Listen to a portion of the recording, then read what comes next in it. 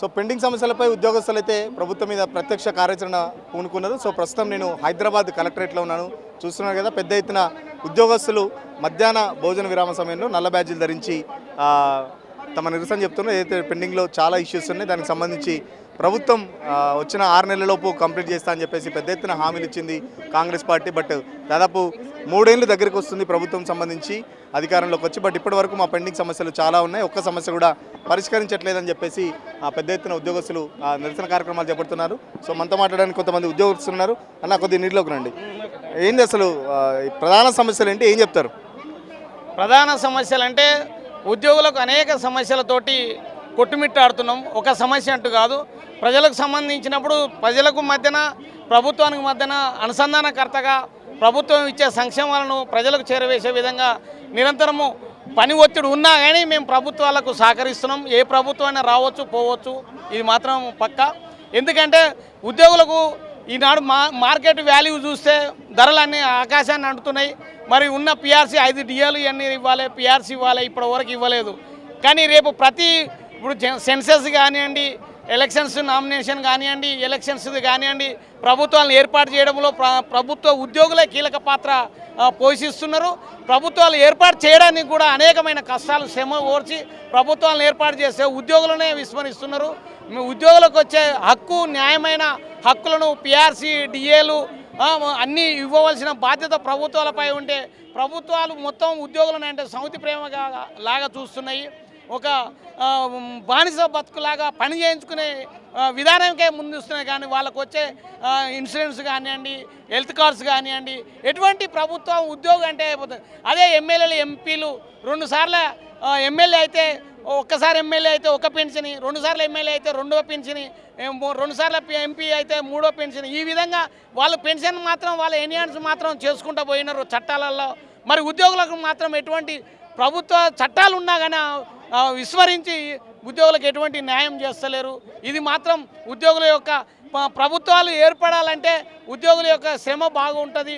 ఉద్యోగులు ఒక ఎంప్లాయీ వెనుక 100 ఓట్లు ఉంటాయి ఒక ఎంప్లాయీ వెనుక. ఎందుకంటే కుటుంబం ఉంటుంది, కుటుంబం బంధువులు ఉంటారు. మరి మమ్మల్ని ప్రభుత్వాలు గతంలో ప్రభుత్వాలు ఉద్యోగుల వల్లనే ప్రభుత్వాలు ఏర్పడ్డాయి, ప్రభుత్వాలు కూలిపోయినాయి. కానీ ఇప్పటికి మాత్రం మార్పు కోరుకున్నాం. మార్పు కోరుకుంటే మార్పులో మళ్ళీ మార్పు కోరుకునే సమయం ఆసన్నమైంది. మరి ఎందుకు ఇటువంటి ప్రయారిటీ మరి ప్రభుత్వాలు ఇస్తున్నాయో మాకు తెలుసు. ఉద్యోగులు అంటే ప్రజలంటేనేమో సంక్షేమ పథకాలు అడగకున్నాయిగా పిలిచి ఇస్తున్నారు.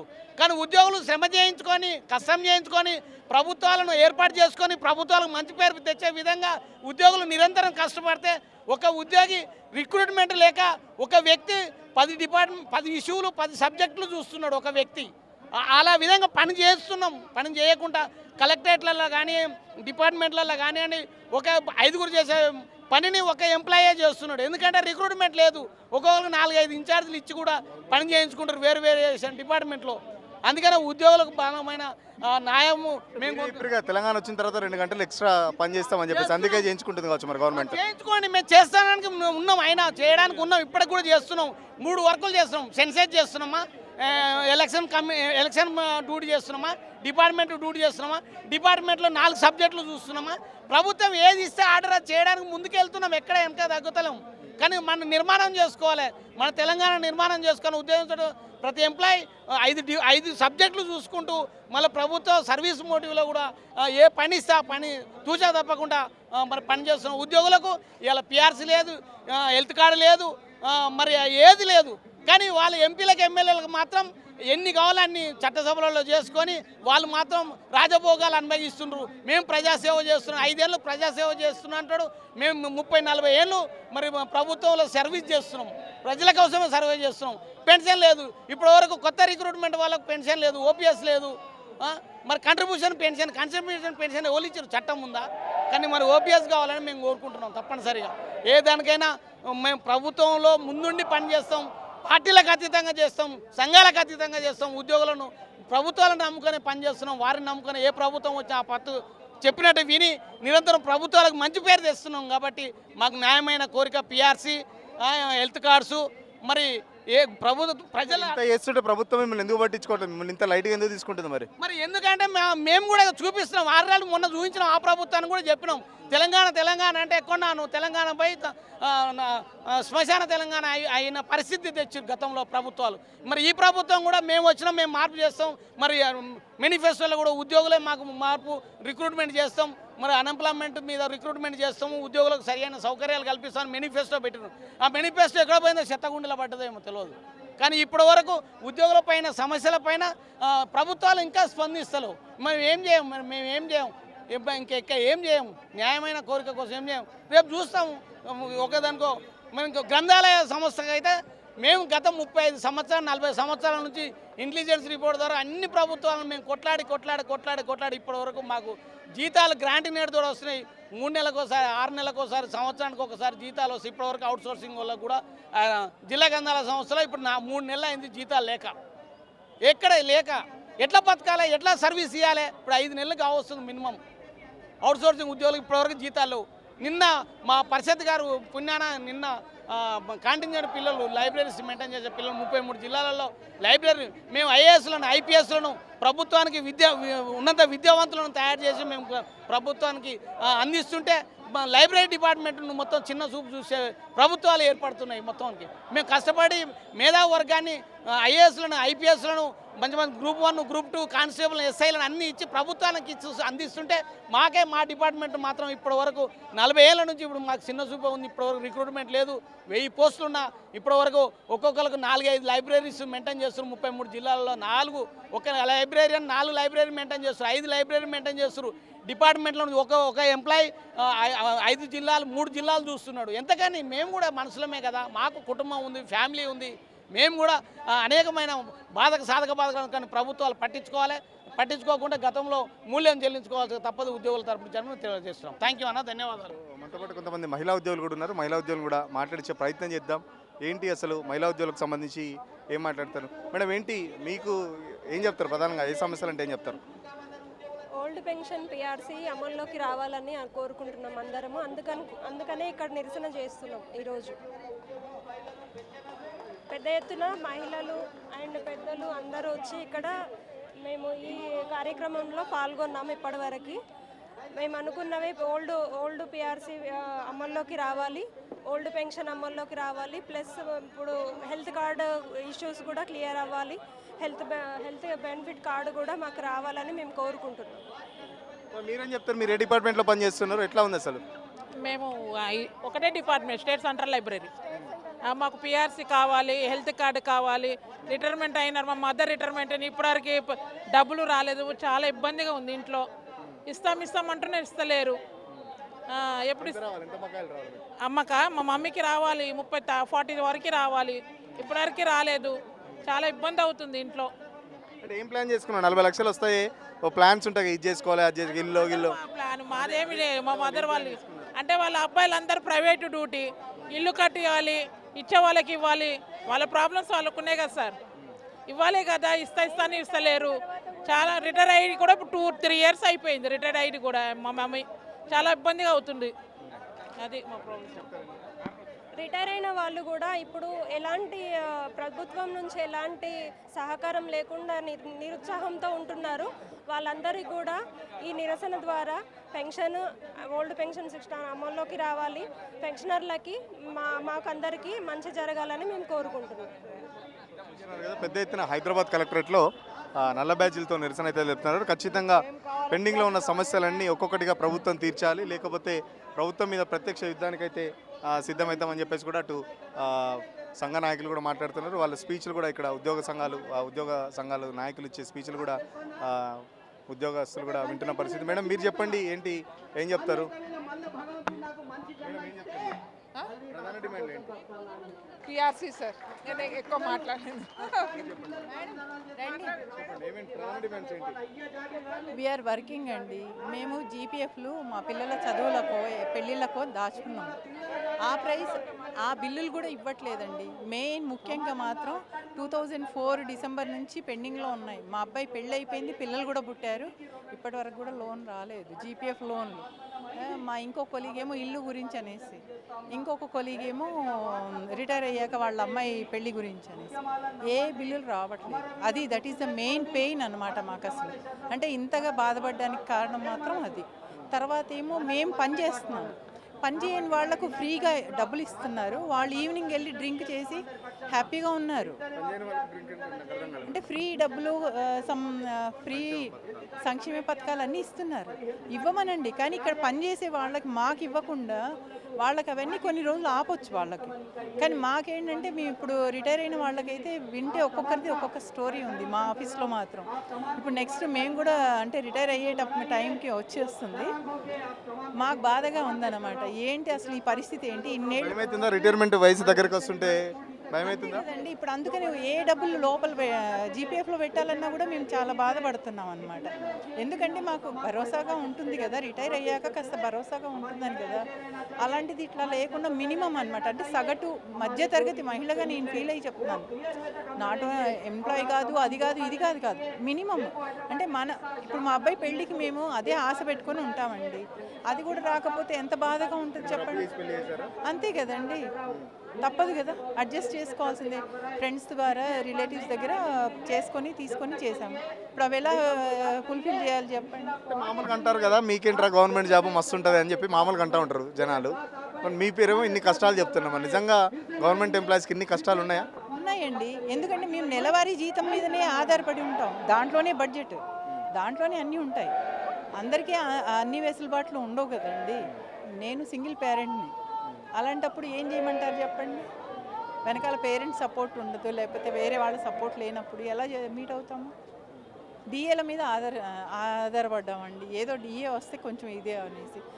ఇప్పుడు పనమ్మాయిలు అటువంటిది సంవత్సరానికి ఒకసారి పెంచమని అడుగుతారు, మాకు ఇచ్చే డిఏలు కూడా ఇవ్వకపోతే మేము ఎట్లా పెంచుకోవాలి, ఏం చేసుకోవాలి చెప్పండి.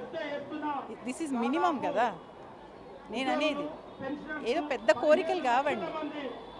ఇది మా బిల్లులు అయితే మాత్రం జీపీఎఫ్ బిల్లులు కానీ ఏ బిల్లు వేసినా రావట్లేదండి. ప్రభుత్వం చాలా గొప్ప చెప్తుంది, మొదటి తారీఖు జీతాలు ఇస్తున్నాం, గత ప్రభుత్వం అది కూడా చెయ్యలేదు అని చెప్పేసి చెప్తుంది. ఇప్పుడు రాబోయే కాలంలో నెలకి జీతం వస్తే చాలు అనే పరిస్థితి తెప్పిస్తున్నారండి అందరు కలిసి. అంటే ఇప్పుడు రాను రాను అదే కదండి, ఇంతకుముందు పిఆర్సీ గురించి, వాటి గురించి, అన్నిటి గురించి. ఇప్పుడు 5 డిఏలు ఉన్నాయండి, 2% వేసుకున్న 5 రోజుల్లో 10%. బయట నెల ఇది రెంట్లు పెంచుతున్నారు, అన్ని సరుకుల రేట్లు పెరిగిపోతున్నాయి కదా. అలాంటప్పుడు ఇంకా మేము ఎట్లా మీట్ అవ్వాలంటారు చెప్పండి, మీరే చెప్పండి. ఇప్పుడు నిన్న ఉన్న రేటు ఇవాళ ఉండట్లా, అవునా? బంగారాలు పక్కకు పెట్టండి, బంగారం గురించి కాదు, మినిమం వస్తువులు, సరుకులు కూడా, కూరగాయలు కానీ వాట్ ఎవర్ పెరగకుండా 3 ఏళ్ల నుంచి పెరగకుండా ఏమన్నా ఉన్నాయా చెప్పండి. పోనీ మీరు అవి ప్రొవైడ్ చేయండి, ఆ విధంగా మేము అడగం. అప్పుడు ఒకటే రేటు 3-4 ఏళ్ల కిందను ఏదైతే రేటు ఉందో అదే రేటు ప్రొవైడ్ చేస్తే కనుక అంతే కదండి. ముఖ్యమంత్రి చెప్తుండే కదా, నెలకు 18,000 కోట్లు మాత్రమే వస్తున్నాయి, అంతకంటే ఏం రావట్లేదు, మీకే అప్ప చెప్తా మీరే మెయింటైన్ చేయండి అని కూడా చెప్తున్నారు పరిస్థితి కదా. అది కాదు, పెద్ద పెద్ద మాటలు మాట్లాడడానికి మాకు చాతవ్వదు. కాకపోతే ఒక మిడిల్ క్లాస్ ఫ్యామిలీగా మాత్రమే మాట్లాడుతున్నాను నేను. ఇంకా మిగిలిన విషయాలు మాకు తెలీదు, పాలిటిక్స్, రాజకీయాలు అవన్నీ మాకు తెలీదు. మాకు కావాల్సింది మనిషిగా మిడిల్ క్లాస్ వాళ్ళగా మాత్రమే మాట్లాడుతున్నాను. కోరిక ఏంటంటే మినిమం బిల్లులు, మేము వేసిన బిల్లులు ఏదో 15 రోజుల ఈఎల్ బిల్లులో ఏవో వేసుకుంటాం, ఆ డబ్బులు రాకపోతే ఎలా ఉంటాయి చెప్పండి.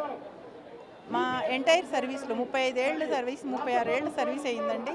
ఎప్పుడు నేను ఇలా చూడలేదు, ఒక బిల్లు వేసుకుంటే రాకుండా సంవత్సరాల తరబడి వెయిట్ చేయడం అనేది ఎప్పుడు చూడలేదు. This is the first time అండి. ఇక్కడ జిల్లా చెప్పరా, జిల్లా బాదుర్రా. ఈరోజు రాష్ట్ర ప్రభుత్వం ఉద్యోగుల పట్ల చూపిస్తున్న నిర్లక్ష్య వైఖరికి నిదర్శనం ఈరోజు ఈ ధర్నాలు, నిరసనలు. గత 2.5 సంవత్సరాలుగా ఈ రాష్ట్ర ప్రభుత్వం ఉద్యోగుల సమస్యల పట్ల ఏమాత్రం చిత్తశుద్ధి ప్రదర్శించట్లేదు. జేఏసీగా మేము రాష్ట్ర నాయకత్వంగా అనేక సందర్భాల్లో ఆర్థిక శాఖ సెక్రటరీ గారికి, డిప్యూటీ సీఎం గారితో చర్చలు కూడా జరిగాయి. ఈ చర్చలు జరిగినప్పుడు ఇచ్చిన మాటకు కట్టుబడి ఉండాల్సిన ప్రభుత్వం మాట తప్పి ఇవాళ ఉద్యోగులను నిర్లక్ష్యం చేస్తూ ఉంది. కింది నుంచి ఉద్యోగుల్లో ఉన్న ఆందోళనను గమనించి జేఏసీ నాయకత్వం ఇప్పుడు 2 దశల పోరాటానికి పిలిపించింది. ఈరోజు 2వ దశ కార్యక్రమం జరుగుతూ ఉంది. ఇలా హైదరాబాదు కేంద్రంగా జరుగుతున్న ఈ సాధనకి మేము సందర్శించడం జరిగింది.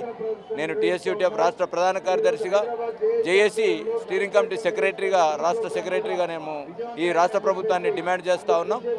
ఈరోజు ఉద్యోగుల నిరసనను గమనించి ప్రభుత్వం ఉద్యోగుల సమస్యల పట్ల శ్రద్ధ వహిస్తే సరే, కాదంటే భవిష్యత్తులో ఇవాళ ఉద్యోగులందరూ కూడా ఐక్యమైతే ఎలా ఉంటుందో ఇవాళ తెలుస్తూ ఉన్నాం. తెలంగాణ వచ్చిన తర్వాత 12 ఏళ్ల తర్వాత సెక్రటేరియట్లో ఉన్న 3000 మంది ఉద్యోగులు కూడా బయటకు వచ్చి ఇవాళ నిరసన చేశారు. అంటే ఈ ప్రభుత్వాన్ని స్తంభింపజేయడానికి కూడా ఉద్యోగులుగా మేము సిద్ధంగా ఉన్నాం. ఆ పరిస్థితి రానియకూడదనేది మేము ప్రభుత్వానికి డిమాండ్ చేస్తాం. ఇంకా సమస్యలు అందామా, 63 డిమాండ్లు ఉన్నాయి. 63 డిమాండ్లన్నీ ఇప్పటికిప్పుడు తీర్చాల్సినవి కావు. అలాగే 63 డిమాండ్లు తీర్చడంత శక్తి ఈ రాష్ట్ర ప్రభుత్వం దగ్గర లేదని కాదు. ముఖ్యమంత్రి కూడా అదే చెప్తున్నాడు కదా, డబ్బులు లేవు, కోసుకొని తిన డబ్బులు లేవు, ఏం చేస్తారో చేసుకోండి అని చెప్తున్నాడు కదా. మరి ప్రభుత్వం ప్రజానికానికి అబద్ధాలు చెప్తోంది. ఉద్యోగుల వేతనాలు అనేది ప్రభుత్వ బడ్జెట్లో ఒక భాగమైన అంశమే. అదనంగా ఎక్కడికెళ్ళో తెచ్చివ్వాల్సిన అవసరం లేదు. ఉద్యోగులకు ఇవ్వాల్సిన డబ్బులను, ఉద్యోగులు దాచుకున్న డబ్బులను ఈ రాష్ట్ర ప్రభుత్వం అక్రమంగా వాడుకుంది. గత ప్రభుత్వం వాడుకుంది, ఈ ప్రభుత్వం వాడుకుంటుంది. ఇలా మేము అడుగుతున్న డిమాండ్లలో పెండింగ్ బిల్లులు ఇవ్వమన్నాం. ఇది ఎందుకు పెండింగ్ అయింది? మా జీతం నెల ఇవ్వాల్సిన జీతం పెండింగ్ పెట్టారు. మా జీపీఎఫ్ లోన్ పెండింగ్ పెట్టారు. మా ఈఎల్ సరెండర్ చేసుకున్నది పెండింగ్ పెట్టారు. ఇదంతా ప్రభుత్వం అదనంగా ఎక్కడికెళ్ళో తెచ్చిచ్చేది కాదు, ప్రభుత్వం మీద భారం ఉన్నది కాదు. ఇది మేము దాచుకున్న డబ్బు. మా దాచుకున్న డబ్బును మాకు వడ్డీతో చెల్లించాల్సిన ప్రభుత్వం వడ్డీ సరికాదా, కనీసం అసలు కూడా ఇవ్వకుండా ఇవాళ పెండింగ్ పెట్టి నా దగ్గర డబ్బులు లేవు కోసుకుంటారా అంటే, డబ్బులు లేకపోవడానికి ప్రభుత్వం అసమర్థత అవుతుంది కదా. ప్రభుత్వం ఉన్న ఖర్చులకు సరిపడా నిధులను సమీకరించుకోవాలి. ఇలా అనేక లక్షల రూపాయల అప్పులు తెస్తున్నారు. ఎవరి కోసం తెస్తున్నారు? ఏ ప్రయోజనాల కోసం తెస్తున్నారు? ప్రజా డిబేట్ చర్చ పెట్టండి. ఇలా ఉద్యోగ సంఘాలతో చర్చ పెట్టండి. మీరు ఉన్న బడ్జెట్ అని ముఖ్యమంత్రి గారు చెప్తున్నారు, ఆర్థిక మంత్రి గారు చెప్తున్నారు, ఉప ముఖ్యమంత్రిగా. మరి ఇలా ఇద్దరు ఉప ముఖ్యమంత్రి తలుచుకుంటే ఉద్యోగుల సమస్యలకు కావాల్సిన బడ్జెట్ ఎంత?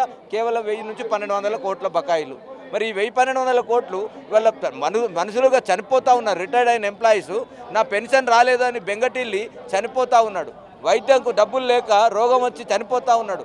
మనుషులు చనిపోయినా సరే మా ఆర్థిక పరిస్థితి బాగలేదని చెప్పి మీ ఆర్బాబ్ ప్రకటనల కోసం ఈరోజు రాష్ట్ర ప్రభుత్వం ప్రజలకు జవాబు చెప్పాలి. నీ రాష్ట్ర ప్రభుత్వ అభివృద్ధి గురించి కేరళకి వెళ్ళి ప్రచారం చేసుకొని ప్రెస్లలో యాడ్ ఇచ్చుకోవడానికి డబ్బులు ఉంటాయి. ఇవాళ ఉద్యోగులు అప్పులు తీర్చడానికి, ఉద్యోగుల బకాయిలను తీర్చడానికి డబ్బులు లేవని ఈ రాష్ట్ర ప్రభుత్వం అబద్ధాలు చెప్తే ఎట్లా?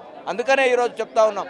ఈరోజు మొదటి దశ నిరసన ఆగ్రహం, దీన్ని గుర్తించుకొని ప్రభుత్వం స్పందించి ఇలా పిఆర్సీ ఇవ్వాలి. 2.5 ఏళ్ళు వస్తుంది అనుకుంటారా? ఈ నిరసనకు ప్రభుత్వం ఏమైనా దిగొచ్చి ప్రభుత్వం మీకు సంబంధించిన పెండింగ్ ఇష్యూలు ఏమైనా చేస్తుంది అనుకుంటున్నా? నమ్మకం ఉందా? తప్పనిసరిగా అండి. ఏ ప్రభుత్వాలైనా సరే ఇంతకంటే మొండిగా వివరించిన ప్రభుత్వాలని కూడా దించిన చరిత్ర ఉద్యోగులకు ఉంది. ఇలా ఒకవైపు సెక్రటరియట్ ఉద్యోగులు, ఒకవైపు రాష్ట్ర వ్యాప్తంగా ఉన్న ఉపాధ్యాయులు, పెన్షనర్లు, కార్మికులు, ఉద్యోగులు, ఇంతమందిని కాదని ప్రభుత్వం ఏం సాధించదలుచుకుంది? ఇంతమంది ఆగ్రహానికి గురై ప్రభుత్వం ఎలా ఉనికిని కొనసాగిస్తుంది? అందుకనే ఈరోజు చెప్పదలుచుకున్నాం. ఏదో ఉద్యోగులు కొంతమంది ఏదైనా ఉంటే అలాగా అక్కడక్కడ మేము బెదిరించి భయపెట్టి అనుకుంటాం. కానీ ఇది బెదిరిస్తే భయపడే ఉద్యమం కాదు. ఇది తప్పనిసరిగా ఉద్యోగులు కింది స్థాయి నుంచి వచ్చిన ఆగ్రహం అనివార్యమైన పరిస్థితిలో జేఏసీ పోరాటం తీసుకోవాల్సి వచ్చింది. ఆ తీవ్రతను గుర్తించాలి తప్ప ఇంకా దాన్ని అణిచివేయడానికి ప్రభుత్వం ప్రయత్నం చేస్తే మరొక వైఫల్యాన్ని మూటగట్టుకోవడం అవుతుంది తప్ప ఇంకొకటి కాదు. అందుకనే తప్పనిసరిగా ఇది మొదటి దశ ఆగ్రహాన్ని గుర్తించి ప్రభుత్వం దిగేస్తుందని నమ్ముతున్నాం. దిగి రాకపోతే తగిన మూల్యం చెల్లించుకోవాల్సింది వస్తుంది. మీ ద్వారా మేము ప్రభుత్వానికి హెచ్చరిస్తాం. నేతలు కూడా ఉన్నారు. సరే, ఏంటి ప్రధానంగా ఉపాధ్యాయులు ఎదుర్కొంటున్న సమస్యలు ఏంటి, ఏం చెప్తారు? వాస్తవంగా తెలంగాణ వచ్చిన తర్వాత గత 12 ఏళ్లుగా ఉపాధ్యాయులు, విద్యారంగానికి సంబంధించిన సమస్యలు అనేకం ఉన్నాయి. ప్రధానంగా సర్వీస్ రూల్స్ లేవనే కారణంతో పర్యవేక్షణాధికారి పోస్టులు భర్తీ చేయటం లేదు. 20 ఏళ్ళైంది. 20 ఏళ్లుగా ఎంఈఓ, డిఈఓ, డిప్యూటీ డిఓ పోస్టులు భర్తీ చేయలేదు. ఇవాళ డైట్, బీడీ కాలేజ్ లెక్చరర్ పోస్టులు అన్నీ కూడా ఖాళీగా ఉన్నాయి. దీనివల్ల విద్యారంగంలో పెద్ద సంక్షోభం ఏర్పడింది.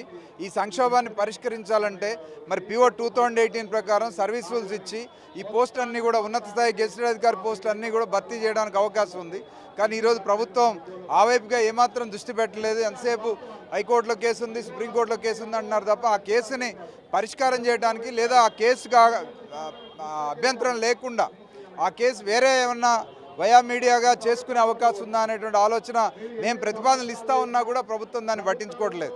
అలాగే ఇంకా ఇతర సమస్యలు ఆర్థికపరమైనటువంటి సమస్యలు ఉన్నాయి. ఎలాగూ పిఆర్సీ, పెండింగ్ డిఏలు, పెండింగ్ బిల్స్, సిపిఎస్ రద్దు ఇవి ఉన్నాయి. వీటితో పాటు 317 బాధితులకు న్యాయం చేయమంటే అది పట్టించుకోవట్లేదు. వాళ్ళు ఇస్తా ఉన్న హెల్త్ కార్డ్స్ కూడా ఈరోజు హెల్త్ కార్డ్స్ ఇవ్వలేదు, ఇంకా తాత్సారం చేస్తూ ఉన్నారు. అట్లాగే ఆర్థికేతర సమస్యలు చూసినప్పుడు ఏ చిన్న సమస్య కూడా, విద్యారంగానికి సంబంధించి ఏ చిన్న సమస్య కూడా ఈరోజు పరిష్కారం చేసే పరిస్థితిలో లేదు. ఉదాహరణకి టెట్ ఉంది.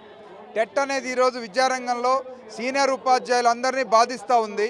రాష్ట్రంలో దాదాపు 70,000 మంది ఉపాధ్యాయులు ఇబ్బంది పడుతూ ఉన్నారు. అట్లా టెట్ మళ్ళీ రాయాలనంటే ఇప్పుడు ఇన్ సర్వీస్లో 15 ఏళ్ల క్రితం అవసరం లేదని ప్రభుత్వమే చెప్పింది. 15 ఏళ్ళుగా అవసరం లేదని చెప్పి ఇప్పుడు సుప్రీంకోర్టు జడ్జిమెంట్ అనే పేరుతో సడన్గా టెట్ ఎగ్జామ్ రాయాలి 2 ఏళ్లలో, లేకపోతే ఉద్యోగాల నుంచి తొలగిస్తామని చెప్తూ ఉంటే మరి వాళ్ళ ఎట్లా సాధ్యమవుతుంది? అందుకని మేమేం చెప్తున్నాం అంటే టెట్కి మార్కులకి డిఎస్సిలో వెయిటేజ్ ఉంది కాబట్టి ఆ వెయిటేజ్ మనం ఇక్కడ రిలాక్సేషన్ ఇవ్వండి. క్వాలిఫైయింగ్ మార్క్స్ అందరికీ 40% పెట్టండి, లేదా వెయిటేజ్ ఇవ్వండి.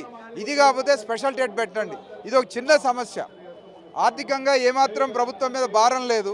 ఈ సమస్య పరిష్కారం చేస్తే ఉపాధ్యాయుల్లో కొంత రిలీఫ్ ఉంటుంది, ప్రభుత్వం పట్ల ఒక సానుకూలత వ్యక్తమయ్యే అవకాశం ఉంది. కానీ ఇది ఇప్పటికే ఉపాధ్యాయులకు సంబంధించి కూడా ఎక్కువ జీతాలు తీసుకుంటున్నారని చెప్పేసి, ఇచ్చిన దానికంటే ఇవ్వాల్సిన దానికంటే ఎక్కువ జీతాలు కూడా డ్రా చేసుకుంటారని చెప్పేసి మొన్న ఏదైతే ఆకునూరి మురళి కూడా కమిటీ నివేదికలో చెప్పారు. ఏం చెప్తారు మరి? అది ఆకునూరి మురళి గారి ద్వారా అది చిలక పలుకులు. ఆకునూరి మురళి గారి సొంత మాటలు కావు అవి. ముఖ్యమంత్రి గారు ఆకునూరి మురళి గారితో మాట్లాడిచ్చాడని చెప్పి మా అభిప్రాయం. ఎందుకంటే ఈరోజు జీతాలు ఎక్కువ ఉన్నాయనేది అది వాస్తవం కాదు. ఇవాళ ఎవరితో పోల్చి జీతాలు ఎక్కువ ఉన్నాయంటున్నారు? సెంట్రల్ గవర్నమెంట్ ఉద్యోగులతో, ఉపాధ్యాయులతో పోల్చి జీతాలు ఎక్కువ ఉన్నాయా, లేకపోతే ఇంకెక్కడ ఎక్కువ ఉన్నాయా? అది తప్పు. జీతాలు ఎక్కువ ఉన్నాయనేది వాస్తవం కాదు. మాకు రావాల్సిన 5 ఏళ్ల నుంచి రావాల్సినటువంటి పిఆర్సీ రాలేదు. పెండింగ్ బిల్స్ 4 పెండింగ్ డిఏలు 5 డిఏలు పెండింగ్ ఉన్నాయి ఈరోజు. అలాగే మా బిల్స్ 13,000 కోట్ల బిల్స్ పెండింగ్ ఉన్నాయి. ఇవాళ 2024 నుంచి రిటైర్ అయినటువంటి ఉపాధ్యాయులు, ఉద్యోగుల యొక్క పెన్షనరీ బెనిఫిట్స్ ఇవ్వడం లేదు ఈరోజు.